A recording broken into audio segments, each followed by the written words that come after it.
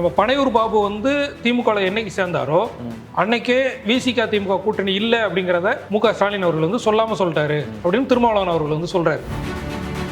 Doctor Anbumani Ramadoss வந்து Bussy ஆனந்தை போய் சந்திக்கிறார்.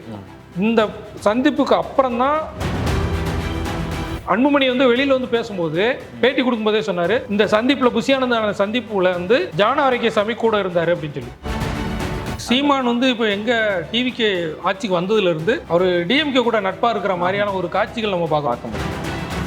விஷால் தனுஷ் எல்லாம் அடுத்து வரப்போறாங்க. தனுஷ் வந்து ஸ்டார் போட்டு அவர் கொடியெல்லாம் அறிமுகப்படுத்திட்டாரு. மலை வந்து ஆனா திடீர்னு பார்த்தா அவர் அதிமுகவில் சேர போறாரு அப்படின்னு சொல்றாங்க. சார் வணக்கம். வணக்கம். எப்படி இருக்கீங்க சார்? நல்லா இருக்கேன். நல்லா இருக்கீங்களா? நல்லா இருக்கேன் சார். சொல்லுங்க சார், தேர்தல் கூட்டணி, அதாவது தாவேகா கூட நிறைய திமுக கூட்டணியில் இருந்தவங்கலாம் இணைஞ்சாங்க. இணைஞ்சதுக்கு அப்புறம் வந்து தொடர்ந்து திமுக தரப்புல வந்து விமர்சனங்கள் வந்துகிட்டே இருந்தது. இதை எல்லாருமே பதில் சொன்னதுல விசிக மீது வந்து கடுமையான விமர்சனங்கள் வச்ச மாதிரியும் அதுக்கு திருமாவளவன் அவர்கள் வந்து தொடர்ந்து பதில் சொல்லிட்டு இருந்தாரு. இந்த நிலையில இப்போ நாங்கள் வந்து திமுக கூட தோழமையில தான் இருக்கோம் அப்படின்னு திருமாவளவன் அவர்கள் பேசியிருக்காரு. அது எப்படி சார்? அது என்ன சொன்னார் அப்படின்னா, ஒரு விருது நிகழ்ச்சி நடந்தது.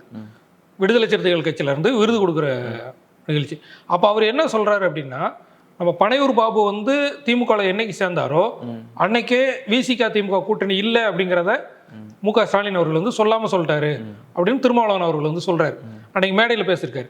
அதுக்கு அடுத்த நாள் மூணாவது நாள் என்ன சொல்றாரு அப்படின்னா, நாங்கள் நட்போட தான் இருக்கோம், திமுக கூட நட்போட இருக்கோம், திமுக தலைவர் ஸ்டாலின் கூட நட்போட தான் இருக்கோம் அப்படின்னு சொல்லி சொல்றாரு. இதுதான் வந்து ஒரு கன்ஃபியூஷனாக மாறிட்டு. ஏன்னா இப்போ டிவிகே விஜய் அவங்க தலைமையில் வந்து சிஎம் தலைமையில் ஒரு கூட்டம் நடக்குது பனையூர்ல. கூட்டணி கட்சி தலைவர்கள் எல்லாம் சந்திச்சு பேசுறாரு. நிர்வாகிகளை முதல்ல சந்திச்சு பேசுறாரு. இப்போ கூட்டணி கட்சி தலைவர்களை மட்டும் தனியாகவும் சந்திச்சு பேசுறாரு. அப்போ அந்த பேசும்போது கூட்டணிக்கு பேர் தான் வைக்கல, நம்ம வந்து ரெடி பண்ணிட்டோம், கூட்டணியை ரெடி பண்ணிட்டோம் அப்படின்னு சொல்லி. அதில் கம்யூனிஸ்ட் தவிர விசிகா இருக்கிறாங்க, மதிமுக இருக்கிறாங்க, ஐயுஎம்எல் இருக்கிறாங்க. இவங்க எல்லாம் இருக்கும்போது தான் விஜய் பேசுறாரு. அன்னைக்கு சந்தோஷமா தான் விசிகா வெளியில வந்தாங்க. இப்போ இதுக்கு என்ன காரணம் சொல்றாங்க அப்படின்னா, டாக்டர் அன்புமணி ராமதாஸ் வந்து புஷி ஆனந்தை போய் சந்திக்கிறார் தலைமைச் செயலகத்தில். அது வந்து அதாவது அரசு நிகழ்ச்சி தான் அப்படின்னு சொல்லி சொல்றாங்க. ஏன்னா கோரிக்கை வைக்க தான் போனோம் அப்படின்னு. ஏன்னா ஏடிஎம்கேல நிறைய பேர் ரிசைன்மெண்ட்டுக்கு அங்கே போய் இந்த சால்வெல்லாம் போட்டு சேர்றது, அப்போ தலைமைச் செயலகத்தையே நீங்கள் கட்சி ஆஃபீஸாக மாற்றிட்டீங்களே அப்படின்னு சொல்லி பிரச்சனைலாம் வந்துச்சு. அப்போ அன்புமணி ராமதாஸ் வந்து கோரிக்கை வைக்க தான் போனோம் அப்படின்னு சொல்லி அவங்க மனைவி சௌமியா அன்புமணி எம்எல்ஏ மற்ற நிர்வாகிகளோட தான் போய் சந்திக்கிறாங்க. ஆதவரிஜனா இருக்கிறார். அப்போ இவங்க சந்திச்சு பேசிட்டு வர்றாங்க. இந்த சந்திப்புக்கு அப்புறம் தான் திருமாவளவன் இப்படி ஒரு ஸ்டேட்மெண்ட் கொடுக்குறாரு, நாங்கள் நட்போட இருக்கிறோம், ஸ்டாலின் அவர்களோட நட்போட இருக்கிறோம் அப்படின்னு சொல்லி. இதுல இன்னொரு முக்கியமாக கவனிக்க வேண்டியது என்னன்னா, அன்புமணி வந்து வெளியில வந்து பேசும்போது பேட்டி கொடுக்கும்போதே சொன்னாரு, இந்த சந்திப்புல புஷி ஆனந்தான சந்திப்புல வந்து ஜான ஆரோக்கியசாமி கூட இருந்தாரு அப்படின்னு சொல்லி. ஜான ஆரோக்கியசாமி வந்து விஜய்க்கு வியூக வகுப்பாளராக இருக்கிறார். அப்போ ஜான ஆரோக்கியசாமி வந்து மாற்றம் முன்னேற்றம் அன்புமணி அப்படின்னு சொல்லி வந்து தெரியுமா 2016. இப்படி அன்புமணி வந்து இப்படி இந்த மைக்கெல்லாம் போட்டுட்டு நல்லா இன் பண்ணி பெரிய லெவலில் போட்டு தனியாக அவருக்கான பேனரு போஸ்டர்லாம் விட்டு மாற்றம் முன்னேற்றம் அன்புமணி போஸ்டர்லாம் போட்டு வந்துச்சு. அதை வந்து ஏற்படுத்தி கொடுத்தது வந்து ஜான ஆரோக்கியசாமி. அந்த டைம்ல வந்து திமுக தோற்று அதிமுக மீண்டும் ஆட்சி அமைக்கிறதுக்கு ஒரு காரணமாக இருந்தது பாமக.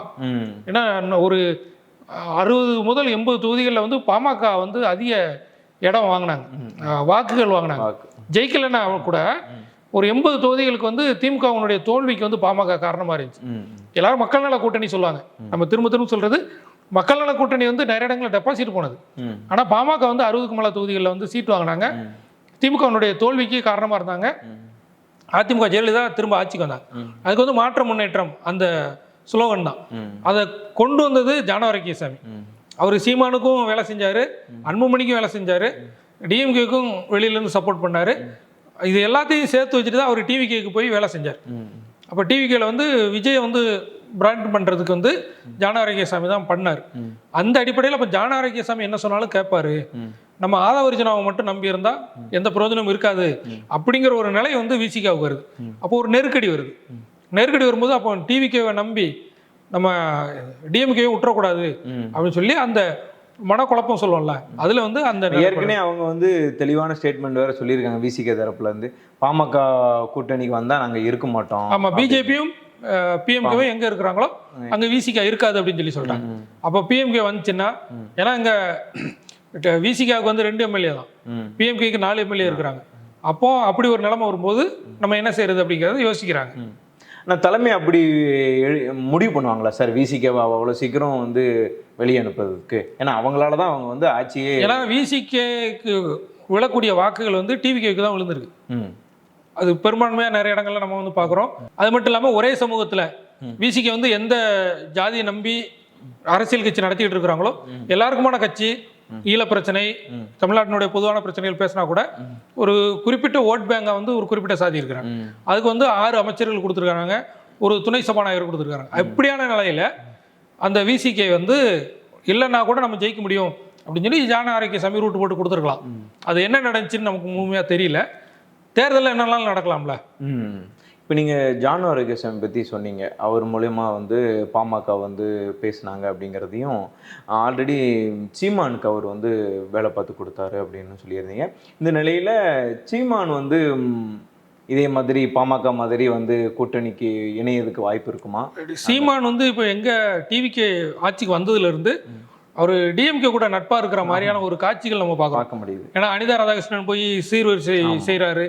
இதுவரைக்கும் சீமான் வீட்டு நிகழ்ச்சிக்கு, அதாவது அனிதா ராதாகிருஷ்ணனுக்கும் இவங்க சீமானுடைய மாமனார் காளிமுத்து அவங்களுக்கும் ரொம்ப நெருங்கின தொடர்பு உண்டு. கட்சி ரீதியாக அரசியல் ரீதியாகவும் உண்டு, பிசினஸ் சம்பந்தமாகவும் நெருங்கின தொடர்பு. மதுரையில் வந்து அவங்க இருந்தாங்க. அனிதாவுடைய பிசினஸே வந்து மதுரை தான். அப்படி இருந்தும் வெளிப்படையா இப்போ வெளியில வந்தது அப்படின்னா அந்த சீர் கொண்டு போனது தான். அப்படி இருக்கும்போது அது ஒரு நெருக்கம். அப்புறம் கல்யாண வீட்டில் ஸ்டாலின் சீமான் சந்திச்சு பேசுறது, உதயநிதி இவங்க சந்திச்சு பேசுறது, அப்போ இப்படி ஒரு நெருக்கம் காட்டுறாங்க. ஒருவேளை அந்த பொது வேட்பாளராக சீமானை நிறுத்தலாம் அப்படின்னு சொல்லி ஏற்கனவே பேசிட்டு இருக்கிறாங்கல்ல அம்பை தொகுதிக்கு, அந்த மாதிரியான வாய்ப்புகள் கூட இருக்கலாம். ஏன்னா அம்பாசமுத்திரத்தில் வந்து இசக்கி சுப்பையா வந்து அவர் நிற்பாரா அப்படின்னு சொல்லி தெரியல, முன்னாள் அமைச்சர். ஏன்னா அவர் மகனை வந்து விஜய் கிட்ட அறிமுகப்படுத்தி பேசிட்டு போயிருக்கிறாரு. அப்போ அப்படி ஒரு நிலைமை இருக்கும்போது அங்கே சீமான் பொது வேட்பாளராக போட்டிடலாம் அப்படின்லாம் பேசிட்டு இருக்கிறாங்க. அப்போ திமுக பக்கம் நெருங்குறதுக்கான வாய்ப்புகள் அதிகமா இருக்குது. டிவிக்கு எதிர்க்கிறதுக்கு என்ன வேணாலும் பண்ணலாம் அப்படின்னு சொல்லி. ஏன்னா விஷால் தனுஷ் எல்லாம் அடுத்து வரப்போறாங்க.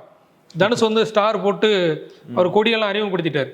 விஷால் வந்து நான் மக்களுக்கு கண்டிப்பா வேலை செஞ்சே ஆகணும், நான் மக்கள் பணி செஞ்சே ஆகணும், என்னை யாரும் தடுக்க முடியாது அப்படின்னு விஷால் பேசிக்கிட்டு இருக்கிறார்.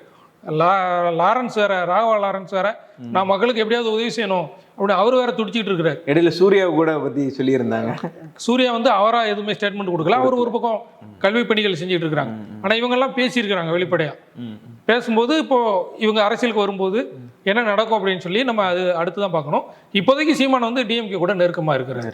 சரி, இது ஒரு புறம் இருக்க, அடுத்து பாத்தீங்கன்னா அண்ணாமலை வந்து ஒரு பரபரப்பா ஒரு என்ட்ரி கொடுத்தாரு. ஆனா திடீர்னு பார்த்தா அவர் அதிமுகவில் சேர போறாரு அப்படின்னு சொல்றாங்க. அதாவது அப்படி ஒரு பேச்சு வந்தது. என்ன அப்படின்னா வேலுமணி இடத்துல அண்ணாமலை வரப்போறாரு அப்படின்னு சொல்லி சொன்னாங்க. ஏன்னா வேலுமணி வந்து விலகி இருக்கிறாரு எடப்பாடியை விட்டு. அப்படிங்கும்போது அந்த இடத்த ஃபில் பண்றதுக்கு அண்ணாமலையை கொண்டு வந்தோம்னா நம்ம கொங்கு மண்டலத்துல அண்ணாமலை பார்த்துக்கிடுவார், நம்ம ஓவரால பாலிடிக்ஸை நம்ம பார்த்துக்கலாம் அப்படின்னு சொல்லி எடப்பாடி திட்டம் போட்டதா சேலம் டீம் அதுக்கான முயற்சிகள் எடுத்ததா சொன்னாங்க. ஆனா அதுக்கான வாய்ப்புகள் வந்து ரொம்ப குறைவு.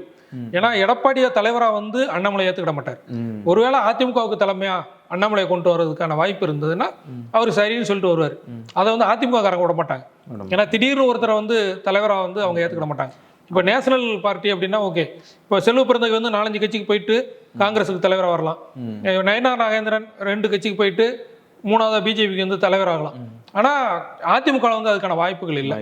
அப்பதான் இப்போ வந்து திரும்ப என்ன சொல்றாங்கன்னா சசிகலாவையும் டிடிவி 2ல யாராவது ஒருத்தரை உள்ள கூப்பிடலாம், டிடிவி தினகரன் அதிமுக கூப்பிடலாம் அப்படின்னு வரும்போது தான் அதுக்கு எடப்பாடி கூட சொல்லியிருந்தாரு அவர் வேற கட்சியோட ஒரு பொதுச் செயலாளராக இருக்காரு அப்படின்னாலும் அதுக்கான வாய்ப்புகள் இருக்கு அப்படின்னு சொல்லி சொல்றாங்க. டிடிவி தினகரன் அதிமுகவுக்கு உள்ள வரதுக்கான வாய்ப்புகள் இருக்குது. அண்ணாமலை வந்து தனிப்பட்ட முறையில் போய்கிட்டு இருக்கிறாரு, அமெரிக்காவில் பேசிக்கிட்டு இருக்கிறாரு, அடுத்து திருச்செந்தூர்ல வந்து பேச போறாரு. இப்படி எல்லா இடத்துக்கும் அவர் வந்து போய் தன்னை ஒரு லீடரா வந்து அவர் ப்ரொமோட் பண்ணிக்கிட்டு இருக்கும்போது இன்னொரு கட்சிக்கு போக மாட்டாரு. இப்போ வந்து அவர் என்ன சொல்றாருன்னா ஒரு 50 லட்சம் ஃபாலோவர்ஸாவது வந்தா கட்சி தொடங்கலாம் அப்படிங்கிற மனநிலையில அண்ணாமலை இருக்கிறதா சொல்றாங்க. 20 லட்சத்தோட கொஞ்சம் சுலவாயிருச்சு. 20 லட்சத்துக்கு அப்புறம் அப்படியே மெதுவாக தான் அந்த ஃபாலோவர்ஸ் எண்ணிக்கை வந்துகிட்டு இருக்குது அவர் அமைப்புக்கு. அப்போ எல்லா இடமும் சுற்றி வரும்போது குறைஞ்சது ஒரு 50 லட்சம் உறுப்பினர்களாவது இருந்தால் அண்ணாமலை வந்து தீவிர அரசியலுக்கு வரலாம். இல்லைன்னா அவர் விட்டுட்டு கூட போகலாம் ரஜினி மாதிரி. சார், இப்போ நம்ம பேசினதை வச்சு எல்லாத்தையும் யாரெல்லாம் கூட்டணிக்கு வராங்க போகிறாங்கன்னு பார்த்துட்டு இருந்தோம். இதுலேயே வந்து இப்போ வைகோ மட்டும்தான் வந்து தாவேகா கூட்டணியில் ரொம்ப வலிமையாக இருக்கிறாரு அப்படின்னு பார்க்க முடியுதா? அதாவது காங்கிரஸ் வந்து டிவிகே விட்டு போக அவங்களுக்கு மனசு இல்லை. ஆனால் டெல்லியிலேருந்து ப்ரெஷர் இருக்குது, காங்கிரஸை விட்டுட்டு நீங்கள் தனியாக ஆட்சி செய்யுங்க, எல்லா உதவியும் செய்கிறோம் அப்படின்னு சொல்லிட்டு. பார்லிமெண்ட் எலெக்ஷன் வரைக்கும் டிவிகே காங்கிரஸ் கூட்டணி போகுமா இல்லை பார்லிமெண்ட்டுக்கு கழட்டி விடுவாங்களா அப்படின்னு சொல்லி தெரியல. ஆனால் வைகோ வந்து ஸ்ட்ராங்காக இருக்காரா இல்லையான்னு தெரியல, ஸ்ட்ராங்காக பேசுகிறாரு. அந்த பேச்சில் என்ன தெரியுது அப்படின்னா விசிகாவுக்கு எதிர்ப்பு தெரியுது, தேமுதிகவுக்கு எதிர்ப்பு தெரியுது. இப்போ விசிகாவையும் தேமுதிகவையும் எதிர்ப்பாக வந்து மதிமுக நினைக்கிறாங்க. ஏன்னா தேமுதிகவுடைய வாக்குகளும் மதிமுகவுடைய வாக்குகளும் கிட்டத்தட்ட ஒரே வாக்கு வங்கி. அப்போ தேமுதிகவுடைய வளர்ச்சி வந்து மதிமுகவையும் பாதிக்கும். ஏன்னா அந்த மாதிரியான நிலைமை இருக்கும்போது தேமுதிக வந்து எதிரியாக நினைக்கிறாங்க. அடுத்து விசிகாவுக்கு வந்து 8 சீட்டு கொடுத்துட்டாங்க, எங்களுக்கு வந்து 4 சீட்டு கொடுத்தாலும் அந்த உதயசூரியன் சின்னத்தில் நிற்க சொல்லிட்டாங்க அப்படிங்கிற வருத்தம் வந்து வைகோவுக்கு இருக்குது. ஏன்னா வைகோ தொடங்கும் போது 9 மாவட்ட செயலாளர் கூட வந்தாங்க. எதுல இருந்து? டிஎம்கேல இருந்து அவர் கூட 9 மாவட்ட செயலாளர் கூட வந்தாங்க, முன்னாள் அமைச்சர்கள், முன்னாள் எம்எல்ஏ எம்பிக்கெல்லாம் கூட வந்தாங்க. ஆனால் இன்னைக்கு அந்த கட்சி வந்து அப்படி இல்லை. அப்படிங்கும்போது அந்த கட்சியினுடைய வாக்கு வங்கியை வச்சு அந்த கட்சிக்கு கூடுற கூட்டத்தை வச்சு தான் எடை போடுறாங்க. அவர் வந்து போராளியாக இருக்கலாம், பெரிய போராட்டவாதியாக இருக்கலாம், ஆனால் அரசியலில் அவருடைய செயல்பாடு எடுபடலை. அவர் வந்து தவறான முடிவுகள் நிறைய எடுத்துடுறாரு, தேர்தல் புறக்கணிப்பு பண்ணது, கூட்டணி மாற்றம் பண்ணது, தேர்தல் அவர் வந்து இப்படி. ஆமாம், ஏன்னா ஒரு கூட்டம் திருச்சியா மதுரையான்னு நினைக்கிறேன், திருச்சியிலன்னு நினைக்கிறேன், அங்கே வைகோ கட்டவுட்டெல்லாம் வச்சு திமுக மாநாடு எல்லாம் பேசிக்கிட்டு இருக்கிறாங்க. மாநாடு நடக்கிற அன்னைக்கு அதிமுக கூட்டணிக்கு போயிட்டார். அப்போ அந்த மாநாட்டில் இருந்து அந்த வைகோ கட்டவுட்டெல்லாம் எடுத்தாங்க. அப்போ அப்படி திடீர் முடிவு எடுப்பார். அதே மாதிரி 2011 அதிமுக கூட்டணியில் ஒரு நல்ல வாய்ப்பு இருந்துச்சு ஜெயிச்சு சட்டமன்றம் போகிறதுக்கு. ஆனால் கடைசி நேரத்தில் தேர்தல் புறக்கணிப்பு அப்படின்னு சொல்லிட்டு போயிட்டார். ஆனால் மதிமுக ஓட்டு ஃபுல்லாக அதிமுகவுக்கு போயிருச்சு. அப்போ இப்படியான முடிவுகள் எடுக்கும்போது ரொம்ப ஆவேசமாக பேசுவார். நேற்று காலையில வரைக்கும் உங்க கூட பேசிட்டு இருப்பாரு, மத்தியானம் இன்னொருத்தருக்கு சப்போர்ட்டா பேசுறாரு. நீங்க சொல்ற மாதிரி கட்சிகள் வந்து மாறி மாறி கூட்டணி வைப்பாங்க, அதை நம்ம பார்த்திருப்போம். ஆனா அப்படி மாறி மாறி கூட்டணி வச்சாலும் பெரிய அளவுல விமர்சனம் பண்ணி கடுமையான விமர்சனங்கள் வந்து வைக்கக்கூடாது. ஆனா வைகோ வந்து கடுமையான விமர்சனங்கள் வைக்கக்கூடாது. ஏன்னா அந்த கட்சியை நம்பிதான் நீங்க எம்பி ஆனீங்க, ராஜ்யசபா எம்பி ஆனீங்க. திருச்சியில வந்து உங்க பையன் எம்பி ஆயிருக்கிறாரு. அப்ப அந்த எம்பிக்கு வந்து வேலை செஞ்சாங்கல்ல, அப்போ ஓட்டுக்கு ரூபா கொடுத்தாங்கல்ல, அப்ப கொடுக்கல அப்படின்னு சொல்லி நீங்க சொல்ல முடியுமா? அப்பன்னு சொல்லணும். நாங்க என் திருச்சி தொகுதியில மட்டும் நான் ஒரு ஓட்டுக்கு ரூபா கொடுக்காம விஜய் மட்டும் தான் ஜெயிச்சாருன்னு சொல்றீங்க. அப்ப நீங்க எப்படி ஜெயிச்சீங்க, உங்க பையன் எப்படி ஜெயிச்சான் அப்படிங்கிற அந்த கேள்வி எல்லாம் வருது இல்ல. அப்ப அதுக்கு பதில் சொல்லணும். ஏன்னா திமுக கூட கூட்டணியில் இருந்திருக்கிறோம், எம்எல்ஏ நிதி, எம்பி நிதி, இந்த நிதியெல்லாம் செலவு பண்ணியிருக்காங்க. அப்போ அந்த கான்ட்ராக்ட்லாம் எப்படி செஞ்சாங்க, அந்த பார்ட்டி ஃபண்டுன்னு சொல்கிறாங்களே அது அப்போ நடந்ததா, கலெக்ஷன் கமிஷன் கரப்ஷன் சொல்கிறோமே அது அப்போ இல்லையா, அதுக்கான பதில் சொல்லணும்ல. கூடவே இருந்துட்டு அதே வீட்டுக்குள்ளே இருந்துட்டு வெளியில் வந்தோடனே அந்த வீடு நல்லா இல்லை அப்படின்னு சொல்கிறது கொஞ்சம் காலத்துக்கு அப்புறம் விமர்சனம் பண்ணலாம். என்ன விமர்சனம் வைக்கிறோன்று அந்த வார்த்தைகள்லாம் இருக்குது, அது கடுமையான வார்த்தைகள்லாம் வைக்கிறாரு நம்ம. அது ரெண்டாவது. ஆனால் இப்போ கூட்டணி அப்படின்னு பார்க்கும்போது வந்து இப்போதைக்கு டிவிகே விட்டு போகிறதுக்கு அவருக்கு மனசு இல்லை. ஆனால் விசிகாவோட அதிக சீட்டு வாங்கிக்கிறணும், உள்ளாட்சியிலையும் இடைத்தேர்தலையும் நம்ம வந்து நம்மளுடைய செல்வாக்கை காட்டணும் அப்படின்னு நினைக்கிறாரு. இடைத்தேர்தலில் டிவிக்கு மட்டும் தான் போட்டி போட போகிறாங்க, வேற யாருக்கும் தொகுதி பங்கீடு இல்லை. ஆனால் உள்ளாட்சியில் வந்து மேயர் போஸ்டிங்கு, நகராட்சி சேர்மன், இது எல்லாமே கூட்டணிகளுக்கு கொடுக்க ரெடி ஆகிட்டாங்க டிவிக்கு. ஏன்னா மேயர் வந்து டிஎம்கேல வந்து காங்கிரஸில் 2 மேயர் தான் கொடுத்தாங்க. ஆனால் இங்கே வந்து அதிகமான மேயர் வந்து கூட்டணி கட்சிகளுக்கு கொடுக்கணும். விசிகாவுக்கு மேயர், எம்டிஎம்கேக்கு மேயர், ஐஎம்எல்க்கு மேயர் அப்படிலாம் சொல்கிறாங்க. அப்படிங்கும்போது அதுக்கான அந்த செல்வாக்கை நிரூபிக்கணும் அப்படின்னு சொல்லி விசுவாசத்தை அதிகமாக காட்டுறாரு. இப்போ பொதுமக்கள் தரப்புல இருந்து நம்ம பார்த்தோம் அப்படின்னா தாவேகா வந்து ஒரு புதிய மாற்றத்துக்கான கட்சியாக தான் பார்த்தாங்க. ஆனால் இப்போ நடக்கிறதெல்லாம் பார்த்தோன்னா வேற வேற கட்சியில இருந்து பழைய அமைச்சர்கள் வந்து சேர்றாங்க, யாரெல்லாம் கூட்டணிக்கு வேண்டாம்னு நினைச்சோமோ அவங்களாம் வந்து கூட்டணிக்கு வராங்க. இதுவெல்லாம் ஒரு புறம் மக்களுக்கு ஒரு ஏமாற்றம் மாதிரி தான் கொடுத்த மாதிரி இருக்கு. ஆனால் இந்த தாவேகா வந்து எப்படி சார் அதை ஹேண்டில் பண்ண போறாங்க? மக்கள் வந்து இதெல்லாம் பெரிய ஏமாற்றமெல்லாம் எடுக்கல. இன்னைக்கு வந்து விஜய் அவர்கள் வந்தாலும் போதும், அவர் பேசினா போதும், ஏன் இவங்களே தான் இருக்கணுமா அப்படிங்கிற மனநிலையிலிருந்து பெரிய அளவில் மக்கள்கிட்ட மாற்றம் வரல. மக்கள் வந்து விஜய் ஆட்சி போகட்டும், கொஞ்ச நாள் போகட்டும், 1 வருஷம் போகட்டும், பழகட்டுமே, அவங்களும் பழகட்டுமே. அமைச்சர் கீர்த்தனா இருக்காங்க, பழகட்டும், அவங்க இங்கிலீஷில் பேசுறதுனாலும் சரி என்னதுனாலும் பழகட்டும் அப்படிங்கிறாங்க. அவங்க இண்டஸ்ட்ரிக்கெல்லாம் இன்னும் விசிட் போகல. இப்போ திருப்பூர், கோயம்புத்தூர்லலாம் பார்த்தீங்கன்னா ஸ்கூலுக்கே போகாத சின்ன குழந்தைங்கள்லாம் அங்கே வந்து இருக்கிறாங்க. அந்த இடத்துக்கெல்லாம் அவங்க விசிட் போகல. ஆனால் அவங்க தாவேகா, நீங்க சொன்ன மாதிரி தாவேகா தரப்புல ஸ்கூலை தான் அதிகமாக டார்கெட் பண்ணியிருக்காங்க. ஏன்னா கல்வியில் மக்களை வந்து அதிகமாக கொண்டு வரணும் அப்படின்னு சொல்லிட்டு இந்த கூட்டணிகள் அப்படிங்கிறது வந்து அந்த இடைத்தேர்தல் அறிவிக்கப்பட்டதுக்கு அப்புறம் அல்லது உள்ளாட்சி தேர்தல் அறிவிக்கப்பட்டதுக்கு அப்புறம் அப்போ தான் ஃபைனல் ஆகும். அது வரைக்கும் இந்த பேச்சுகள், இழுபறிகள் இது வந்து போய்கிட்டே தான் இருக்கும். அப்போ இதெல்லாம் ஒரு புறம் இருந்த இப்போ தாவைக்க வந்து கூட்டணி எந்த அளவுக்கு வலிமையாக உருவாக்க போகிறாங்க அப்படிங்கிறத நம்ம வந்து போக போக தான் பார்க்க முடியும். தேர்தல் அறிவிப்பு வந்ததுக்கப்புறம் நமக்கு தெரியும். தேர்தல் அறிவிப்பு வந்ததுக்கப்புறம் தாவேக்க எப்படியான ஒரு கூட்டணிகளை அமைச்சு என்ன சர்ப்ரைஸ்லாம் கொடுக்க போகிறாங்க எதிர்க்கட்சிகளுக்கும் மற்ற கூட்டணி கட்சிகளுக்கும் அப்படிங்கிறத நம்ம பொறுத்திருந்து பார்க்கலாம் சார். உங்களுடைய நிறைய தகவல்களுக்கு நன்றிங்க சார். நன்றிங்க.